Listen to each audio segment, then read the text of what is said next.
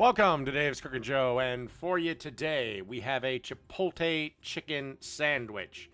All right, first thing we got to do is make the sauce for the sandwich. So, I'm adding a third of a cup of plain Greek yogurt, followed by a half a cup of mayonnaise. Gonna add a quarter teaspoon of dill, followed by a quarter teaspoon of cumin. Now, add at least one chipotle pepper and at least 1 tablespoon of the adobo sauce in the can.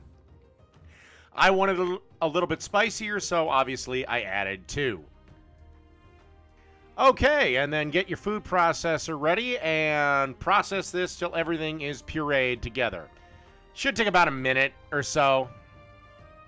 And then pour this out into a bowl, cover with clear film or Reynolds wrap or saran wrap or whatever you call it, and pop it in the fridge for at least an hour, and then pretty much we'll be ready to make the sandwiches. All right, let's go heat up a griddle. Okay, on a griddle over medium heat. As you can see, I buttered one side of the bread, piece of American cheese, couple of slices of chicken, and then we want that chipotle sauce. Spread a generous amount around.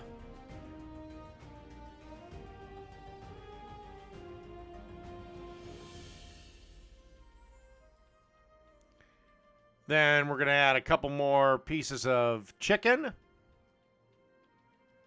You can find this chicken in the deli. I just kind of cut it in half. Another slice of American cheese. I find American cheese is the best for grilled cheese or grilled sandwiches, but you can use whatever type you like. And then the second piece of buttered bread. And give these a couple of minutes each side until they're nice and golden brown, and we'll be ready to serve. All right, see everyone at the finished product. Okay, so a couple of minutes each side. Flipping them, making sure they don't go past that wonderful golden brown.